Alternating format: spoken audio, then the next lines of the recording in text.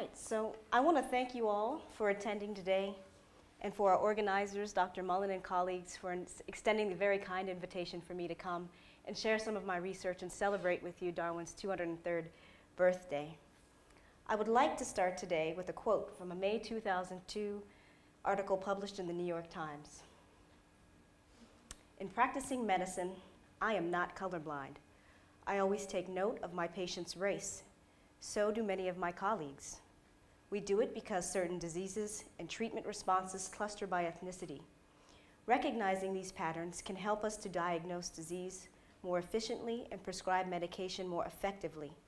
When it comes to practicing medicine, stereotyping often works. This quote, taken from an article entitled, "I Am a Racially Profiling Doctor," by Sally Sattel, attests to how race may be used in medical practice. Underlying this medical racial profiling is the notion that beyond skin color, there is some inherent biological differences between race.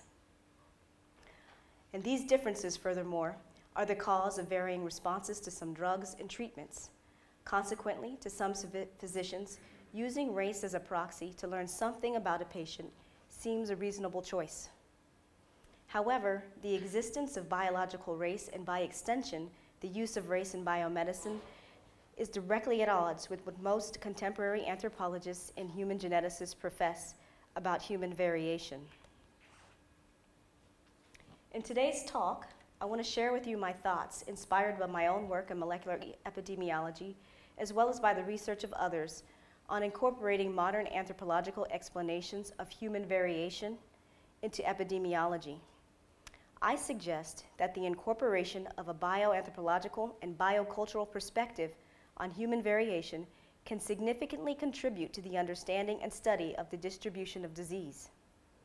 This type of perspective utilizes a critical approach to how human variation is understood within the context of cultural constructions of race and its relationship to health. As we're all here to memorialize the great contribution that Darwin made in articulating what has become the foundation of modern biological science, the theory of evolution by means of natural selection, I would also like to recall Darwin's position on the origins and meaning of human difference. In the midst of a scientific, political, and economic environment that sought to uphold notions of naturally occurring, distinct, and unequal human races, Darwin objected and rather professed the unity of all humankind. Darwin's position was in direct opposition to polygenicists, or the idea that each human race had separate origins. Scientific racists use the concept of polygenesis as evidence to justify institutionalized chattel slavery, mass genocides, and abuses of subjugated peoples. Besides coming from a family of staunch abolitionists, in his 1874 book, Descent of Man, Darwin wrote of a unifying factor, descent from a single ancestor for all human beings. With this book, Darwin was not denying the existence of human difference, or race for that matter, but instead was trying to make sense of these differences. Nearly 140 years later, we struggle with the meaning and value of human difference.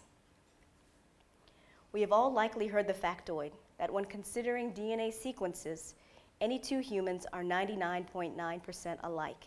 Now, these estimates can actually vary a little bit, but the upshot is that humans in general are all pretty genetically similar. So 99.9% alike. What are we to make of this 0.1%? Is this 0.1% responsible for variable responses to medicine? Is it responsible for variation in phenotype? Is this 0.1% responsible for race? The question in Darwin's time, just as it is in our time, is not if there are human differences. Our eyes and science clearly tell us that there are, but rather the question is, what is the best way to describe this variation? In the past, and to some degree today, researchers have used the idea of race, where race is defined as discrete, permanent, and genetically homogeneous groups to describe human variation. Social and natural scientists have questioned this idea of race by asking, for human beings, is race a biological reality? Is it a social reality, or some mix of biology and social factors? Furthermore, what are appropriate ways for researchers to approach the question of difference in disease susceptibility and resistance across human groups? As I'll explain today, possible solutions to these questions may require a shift in the way that human variation is understood and studied. This shift would require, first, a move away from typological categorizations towards the use of another variable. This variable, which I'll refer to as biogeographic ancestry, more accurately estimates underlying variation as opposed to self-identified race. Secondly, we need a much more critical and nuanced use of race in biomedical settings than currently exists today. So the problem with race, or a historical context for this concept. It's really only within the latter half of the 20th century that the majority of researchers in the biological sciences have begun to accept that human races, meaning exclusive, homogeneous, and permanent groups, has no basis in biology, but rather is a social construction. The idea that there is a biological basis to race has a long history intertwined with political, economic, and social factors. As such, the existence of a biological concept of race has proved to be a very difficult concept to abandon. Within the United States, the scientific history of race is deeply entangled with the history of anthropology. Arguably, since at least the 18th century, anthropologists have been concerned with understanding human difference. Moreover, anthropologists have also played critical roles in creating and giving value to human biological differences. Johann Friedrich Blumenbach, known as the father of physical anthropology, is credited with creating the hierarchy that persists within contemporary US racial categorizations. Influenced by his predecessor, Carolus Linnaeus, Blumenbach organized humans into initially 4, then in later publications 5 groups, or using his own terminology, 5 varieties. In his 1795 publication entitled On the Natural Variety of Mankind, Blumenbach categorized people into Caucasian groups, American, Mongolian, Malay, and Ethiopian. According to Blumenbach's system, Caucasian represented the quote-unquote ideal type, with all other human types as degenerations of this particular variety. As stated in his 1795 publication, Caucasian was defined as the ideal based simply on Blumenbach's sense of aesthetics.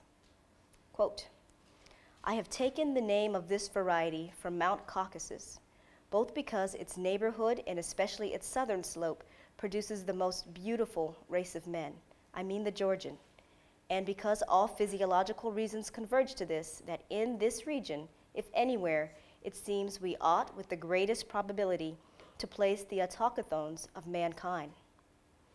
For in the first place, that stock displays the most beautiful form of the skull, from which, as from a mean and primeval type, the others diverge by most easy gradations on both sides.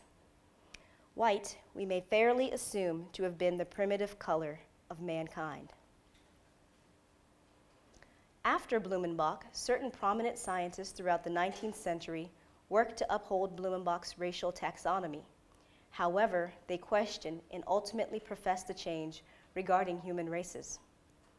In hindsight, this change appears to have been highly influenced by political and economic climate of the day, namely colonialism and chattel slavery.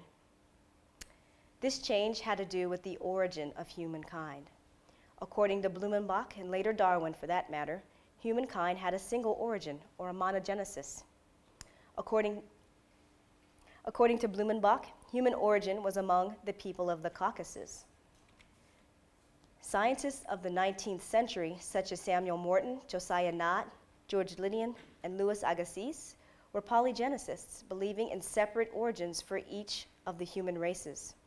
With separate races, it was not a far intellectual leap to order these races into a hierarchy, which then could justify inhumane treatment to quote-unquote lower races. Though there were dissidents to this and related ideas about human races throughout the 19th century, it was not until the mid-20th century in which there was a strong momentum against the idea of a biological basis to race. prior to this period, in the late 19th and early 20th centuries, ideas about race moved from classification and ranking to a genetic explanation of racial difference. As a consequence, the eugenics movement in the United States proved to be a very influential factor in shaping the notion of biological races. Despite the wide acceptance of biological human races, some researchers during this period, notably Franz Boas, who is pictured here, also known as the father of American anthropology, he challenged 19th century ideals of classification and ranking through the use of empirical data. Based on analysis of anthropometric, linguistic, and other cultural traits, Boas found that particular traits defining racial groups were not concordant, meaning that variation in one trait was not indicative of variation of another trait. Without concordant traits, it is not possible to define discrete exclusive groups. In addition, as alluded to in his 1894 speech to the American Association for the Advancement of Science, Boas also found through his studies that there was more variation within racial groups than between racial groups. Boas's findings were later replicated by other researchers such as Ashley Montagu, Frank Livingstone, and Richard Lewontin in the latter half of the 20th century. These conclusions have since become primary tenets supporting the deconstruction of the biological concept of race. In general, contemporary anthropologists agree that upon examination of human genetic variation, the taxonomic definition of subspecies or biological race does not hold. Though there are differences in gene frequencies between populations, at local levels, such differences are not enough to warrant a distinction equating separate races. Well, what about more geographically distant groups? Can they be classified into races? Well, genetic studies based on global samples show that for many loci, genetic distance is actually a function of geographic distance. Whereas geographic distance increases, so does genetic distance. This distribution of genetic variation, where allele frequencies appear similar between geographically close populations, forms what is known as a cline. Clines inherently contain no internal boundaries, and as applied to human populations, this means, as eloquently stated by Frank Livingstone in his 1962 publication, quote, "There are no races, there are only clines." The American Association of Physical Anthropologists' 1996 statement on race asserts that they, quote, they, meaning old racial categories, were often imbued with non-biological attributes based on social constructions of race, end quote. The statement also affirms that, quote, humanity cannot be classified into discrete geographic categories with absolute boundaries, end quote. As noted, the evidence supporting this statement comes from over a century's worth of investigations into the description and distribution of human variation. However, despite the extensive evidence of race as a biological fallacy, there is an emerging trend among European scientists in which some researchers are revisiting the notion of biological race. This information comes from a 2009 study published in American Anthropologists entitled Current Views of European Anthropologists on Race, Influence of Education and Ideological Background. An excerpt from this paper reads, "A dependence was sought between the type of response," in this case it was response to a survey that was about the existence of biological race, "and several factors. Three of these factors, country of academic education, discipline, and age, were found to be significant in differentiating the replies. Respondents educated in Western Europe, physical anthropologists, and middle-aged persons reject race more frequently than respondents educated in Eastern Europe, people in other branches of science, and those from both younger and older generations," end quote. The results from this paper indicate that a biological race concept is still long from extinction within the sciences. Biology and race in the 21st century. As we enter the second decade in the 21st century, the issue of race as a biologically meaningful concept has not ceased to exist, and evidence of this particular concept is rife among epidemiological studies. As an example, a study released just last month, which incidentally made several popular press headlines, looked at the relationship between caffeine intake and estrogen level. The paper, titled Caffeinated Beverage Intake and Reproductive Hormones Among Premenopausal Women, concluded that for Asian women, approximately 2 cups of coffee, this is the equivalent of about 200 milligrams of caffeine, per day, resulted in increased estrogen levels compared to other racial groups, whereas the same amount of caffeine resulted in reduced amounts of estrogen in white women. No statistically significant result was observed in African American women. The study goes on to note that the source of caffeine seemed to play an important role in which caffeine from green tea or caffeinated soda resulted in higher estrogen levels in all the included races. In the end, the authors concluded that additional studies are warranted in order to identify the relationship between caffeine, caffeinated beverages, and reproductive hormones, and if there is a relationship on this by race. A quick search of the literature will reveal a plethora of similar studies that examine outcomes based on race, yet provide no or scanty evidence as to the nature of difference between the purported racial groups. As a generalization, in such studies, there is no direct statement supporting the biological concept of race. Instead, there appears to be a presumption and a lack of scientific holism. In absence of an explanation for perceived racial differences, many scientists tend to use cultural categories about race that are already loaded with biological meaning. The debate of how best to describe human variation becomes more complex with the discovery of ancestry informative markers, or AIMs.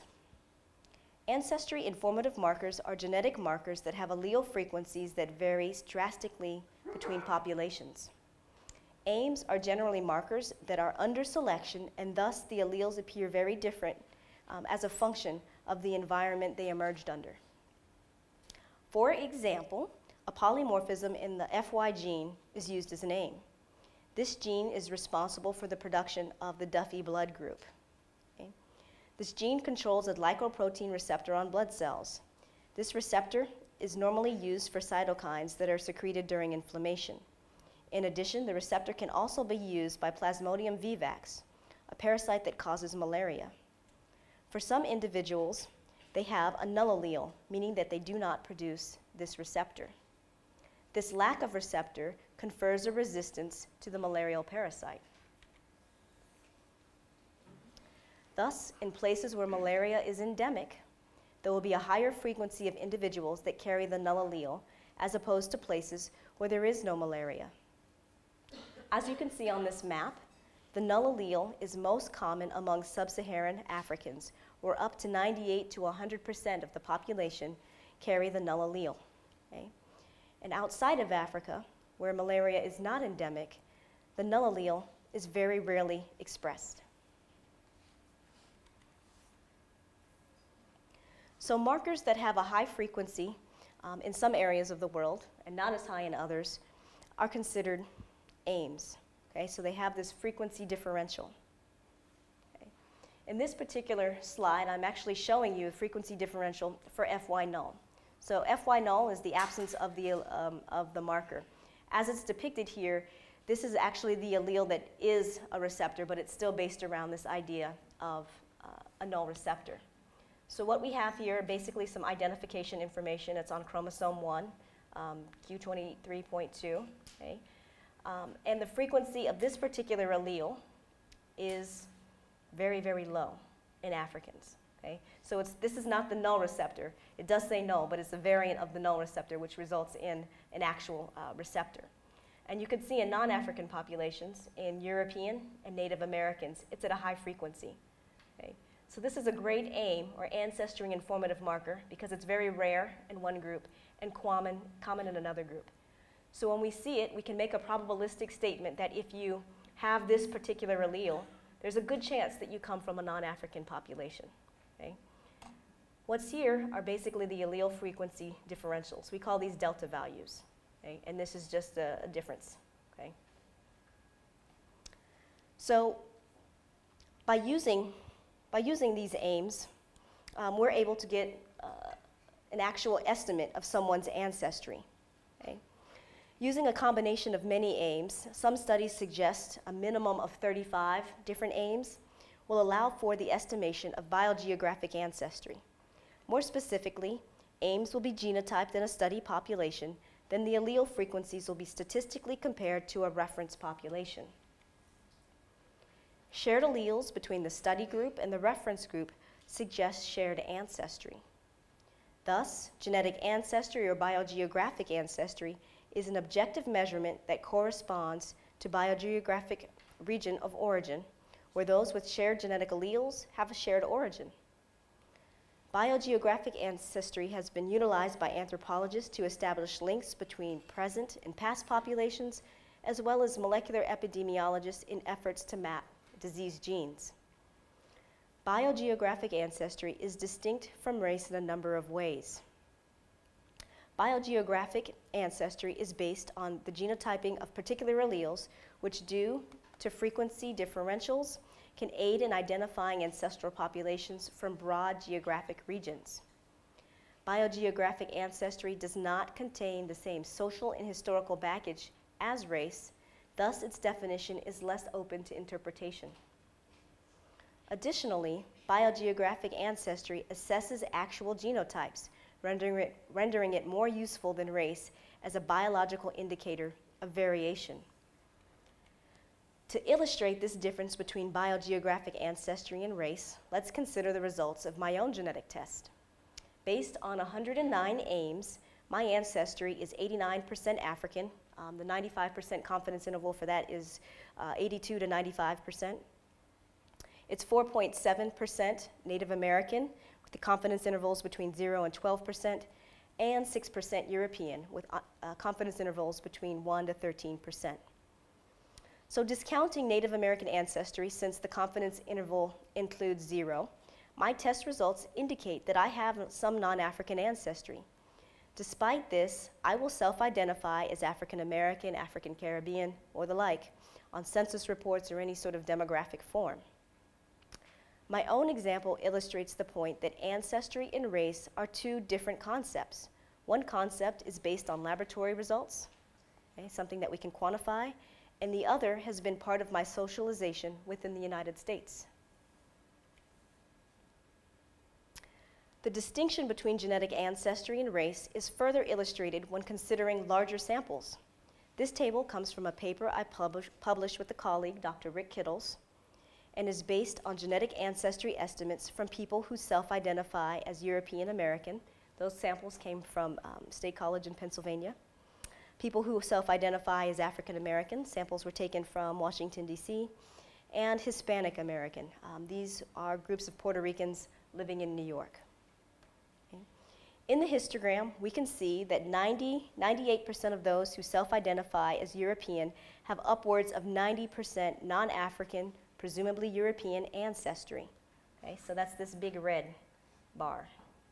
Okay, European Americans, upwards of 90% non-African ancestry. Conversely, we look to this side. Only 34% of those who self-identify as African American have over 90% African ancestry. The general trend shown here is that with an increase in African ancestry, we can see that more people self-identify as African American. However, this leaves about 20% self-identified African Americans that have less than 60% African ancestry. Okay? So this latter stat refers to the folks over here, who all self-identify as African American, but may have very little African ancestry. This trend suggests that for some people, self-identified race and ethnicity is not indicative of biogeographic ancestry, and thus self-identified race and ethnicity may not be indicative of underlying variation that may play a role in treatment or disease. There are some limitations, however, in ancestry testing. These caveats include identifying the appropriate comparison populations, making sure that you have a sufficient number of samples within your comparison groups, and using enough ancestry informative markers. All of these features can have a significant impact on the resulting ancestry estimate. So what are some other applications of genetic ancestry? In addition to learning more about recent population history, biogeographic ancestry estimates are applicable to discerning general population genetic characteristics and have assisted in genome-wide association studies. In a recently published paper, my collaborators and I examined the paternal lineages of 1,300 African American men from 2 regions in the US, from Washington, D.C. and South Carolina, and 2 regions in the Caribbean, Jamaica and St. Thomas. We found that many of the lineages of these men, about 30 to 40%, were attributed to gene flow from European men. Okay? In addition, those men from South Carolina who did not have European lineages had ancestry that traced to populations found within the Grain Coast, while the non-European lineages of the men from Washington, D.C. and the Caribbean generally traced to populations in the Bight of Biafra. These findings were in alignment with what is known about the history of the transatlantic slave trade and the subsequent arrival of Africans in the Americas. Furthermore, our studies showed that the presence of extensive genetic heterogeneity and population substructure within African American populations. Population substructure is the presence of subpopulations within a larger group, and it can be the result of recent admixture or non-random mating followed by genetic drift. Consequently, within the United States, population substructure is most commonly found among recently admixed groups like African Americans and Hispanic populations. The figure shown here depicts the problem of population substructure in association analyses. In the figure, we can see that both populations 1 and 2 differ genetically. Population 2 has a higher frequency of the little a allele, okay? And this results in each population being disproportionately sampled in the case and control groups. In this example, we would find a significant difference between cases and controls at this locus that's a result of population substructure, rather than an actual result due to the disease, or difference due to the disease. To account for population stratification in an association study, biogeographic ancestry should be considered in the analysis. This is done by first typing ancestry informative markers across the genome, then using these genotypes to estimate individual and locus-specific admixture for each sample. The admixture estimates are then used as covariates in the logistic regression analysis. This is exactly what we did in the research I collaborated on about prostate cancer and again in colorectal cancer. We employed biogeographic ancestry into our analyses as we searched for candidate loci involved with the diseases. Prostate cancer is one of the most common cancers affecting men over the age of 65.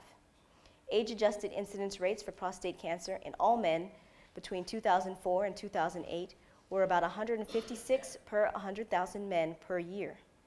However, the incidence for African American males specifically is much higher, at 234 per 100,000 men per year, compared to 150 per 100,000 European American men and 129 per 100,000 Hispanic men per year. Why this disease affects African American men is unknown. Current research efforts are underway to understand both the disease and the risk factors involved in disease onset.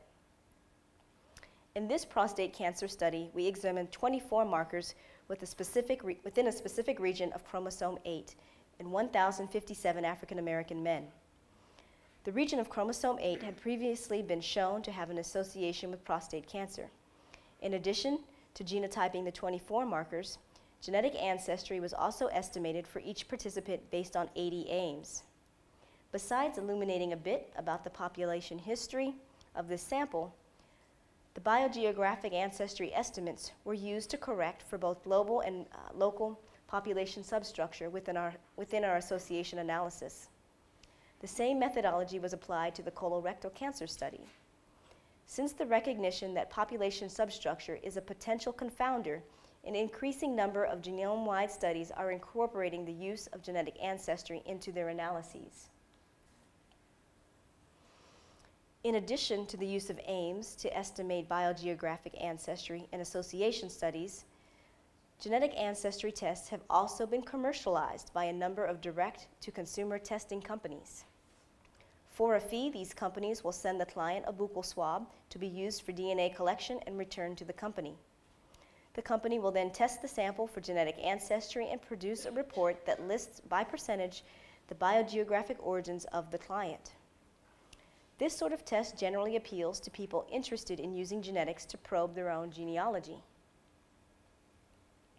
For the most part, the industry is unregulated, and as such, there is no standard for what and how much information must be relayed to the client, nor is there a standard for how the information should be interpreted.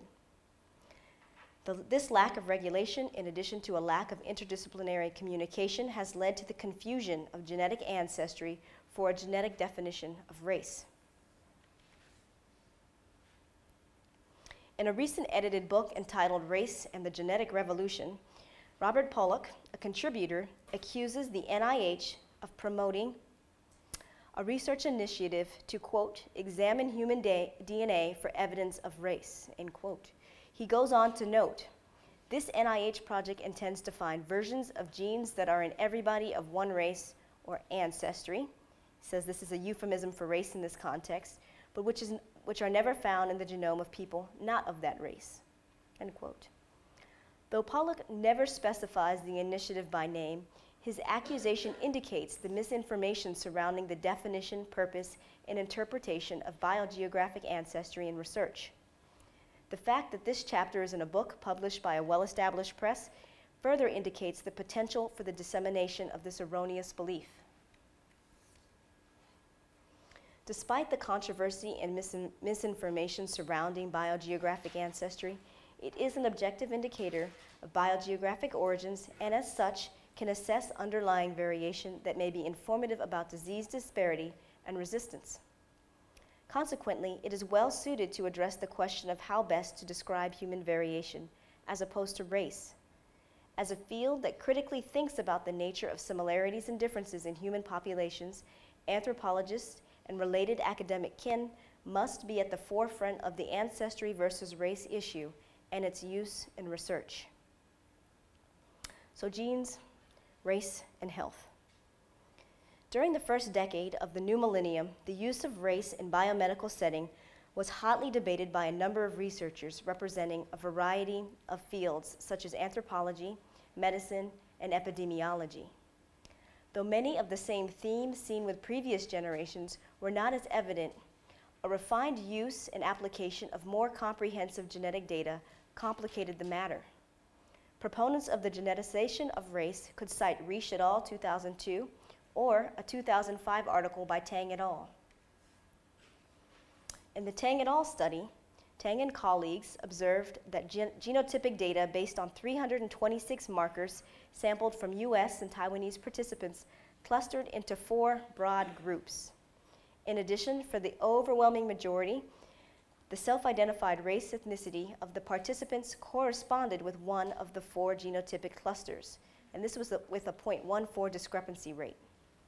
For Tang and colleagues, race ethnicity proved to be a valuable variable that was indicative of underlying genetic variation.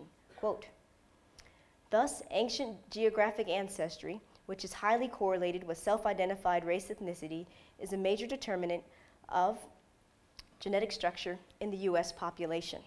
Okay? So in this picture from Tang et al. Study, you'll see that these are the 4 groups. Okay?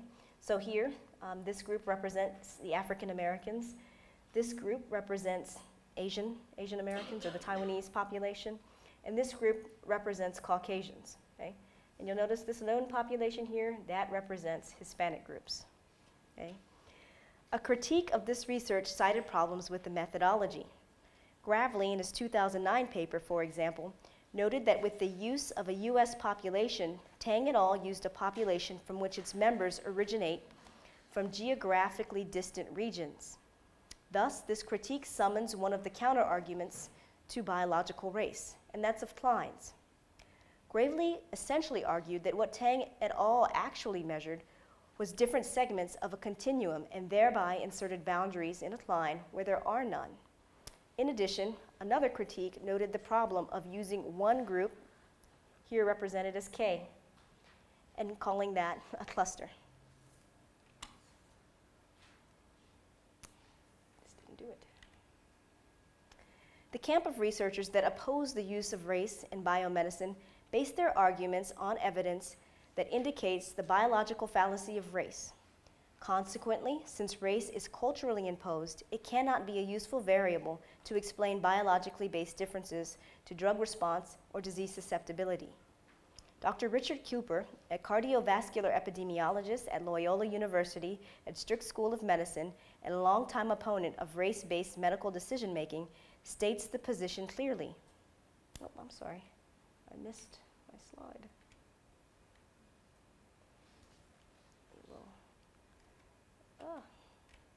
Back out here. Okay. What I'm trying to get your attention to is this blue pit. Okay. Although the significance of race may be clear-cut, in many practical situations, an adequate theoretical construct based on biological principle does not exist. Anthropologists have, in large measure, abandoned the biological concept of race, and its persistent, widespread use in epidemiology is a scientific anachronism. This extract, taken from an article published in the American Heart Journal in 1984.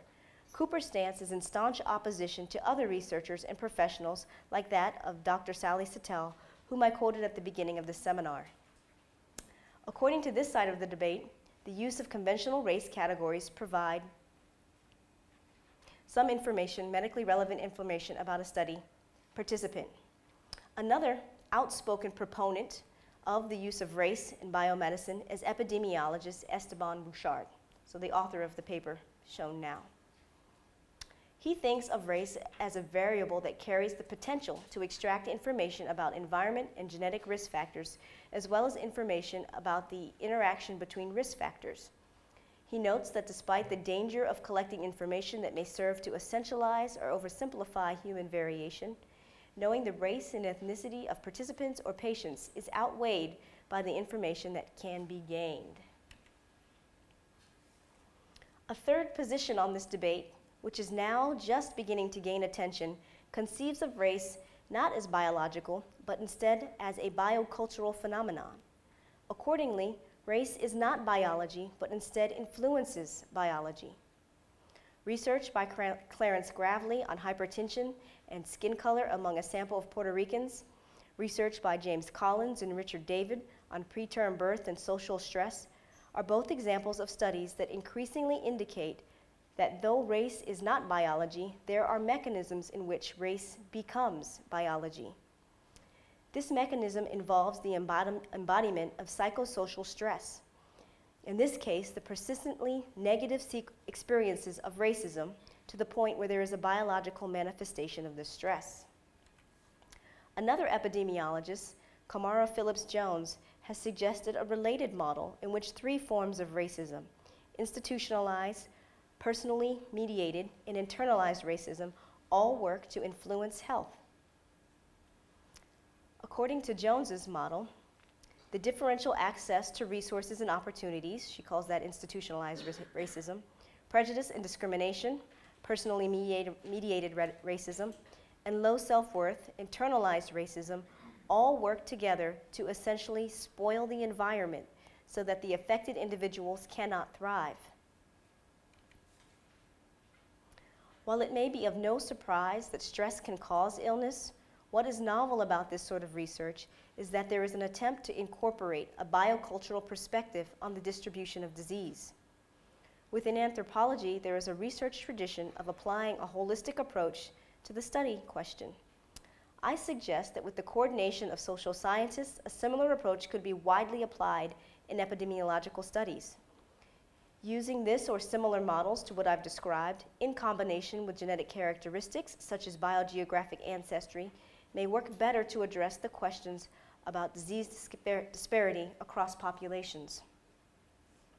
With regard to the place of race within epidemiology, race should not be uncritically applied within biomedical studies. Race is not a biological explanation for difference among human groups. However, there is increasing evidence that the stress and other negative effects of racism are influential on health. with only a focus on disease differences between races as though there were some underlying biological dissimilarities characterizing race, researchers may well miss out on the actual biological causes of disease disparity. Interdisciplinary communication between social and natural scientists will be one solution that may help to shift the way that human variation is considered in light of disease. Race, as a biological paradigm, is not applicable to humans due to incongruence with observed patterns of human variation. Historical and social factors further complicate its application. Many researchers interested in understanding how genetic variation influences disease are turning to biogeographic ancestry. Biogeographic ancestry is devoid of the social subtext that hinders race and is a better way to assess genetic variation. Thus, biogeographic ancestry may be a better way to describe human biological difference and explore genetic causes of disease. Where human genetic diversity relates to medicine and health, stereotyping will not always work. Good communication in several dimensions, including educational settings, research settings, and popular culture, will help to ensure that our understanding of human variation will move past the problems of previous generations and arrive at solutions that may be benefit to all people. And with that, I'm done. A special thanks to you all for listening, to my collaborators, and to the two people who have provided so much support for me. Thank you.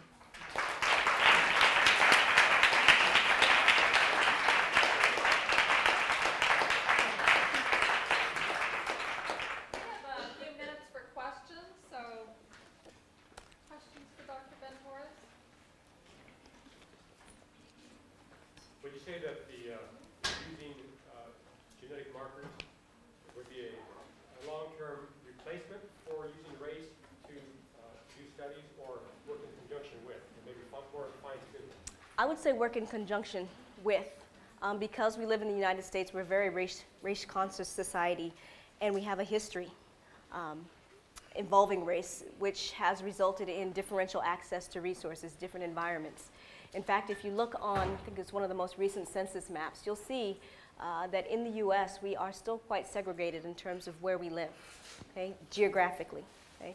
Because of that, you may actually see difference in access to resources, different environments, different access to foods, which may play a role in influencing health. So the variable of race from more of a social access to resources sort of angle is still going to be useful in delineating differences between disease susceptibility. However, the incorporation of genetic ancestry or other actual genetic markers that indicate biological differences will also complement what we know on top of social factors. Okay? So it's this way of incorporating this idea that humans live in a biocultural matrix. Yes, our biology informs our well-being, but so does, environment, your schooling, your access to medical care and to good food. Okay? So ignoring one in place of the other is not going to be a good solution as well.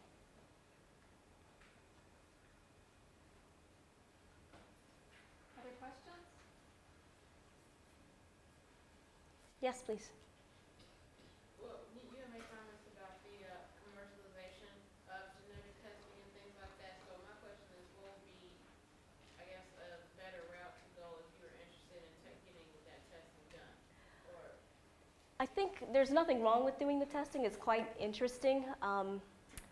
A lot of people have actually debated its utility, but I'm of the mindset that if you know very little about your family, your ancestry, for me personally, I come from lineages that were systematically denied information about who they were, where they came from.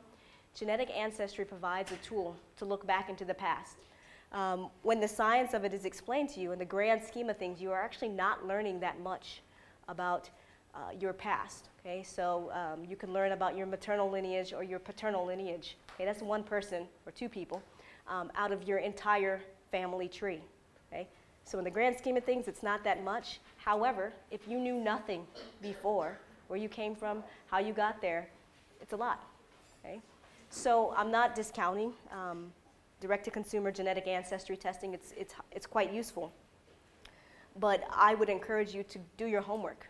Figure out exactly what you're learning, okay? Figure out the science of it, how the results should be interpreted, and then from there you can make a decision as to its value for you. Yes. Do you have any suggestions on how to go about doing that research? The short answer is that it's going to depend on who you are. If your family has been established in a place and there's actual records, I would go both routes. The records can actually complement the genetic information. If the records don't exist, then you need to sort of research as to what company is going to have the appropriate reference populations based on what you know of your family history. So there's a number of sort of competing ones out there. Some of these companies try and market towards a specific ethnic group or people that have a shared history. So you might go that route. But ultimately, I would always suggest do your homework. Find out exactly what these genetic ancestry tests are going to tell you. Okay? All right, well, thank you so much, Dr. Benn-Torres. Thank you all.